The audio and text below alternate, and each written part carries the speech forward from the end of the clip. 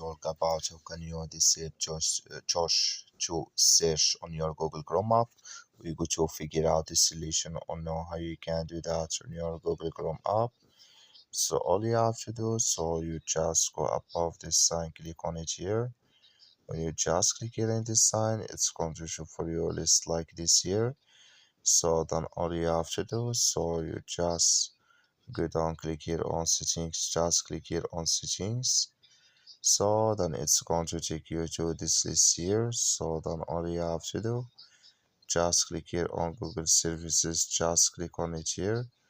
So then you come to this list here, click here on choose to search, just click on it here. Then you come here to choose to search, just click in this sign of this color. Like you see color, it's gone. That's mean choose to search disable with us now. That's all you have to do. Thank you for watching. Don't forget to support us by liking, subscribe.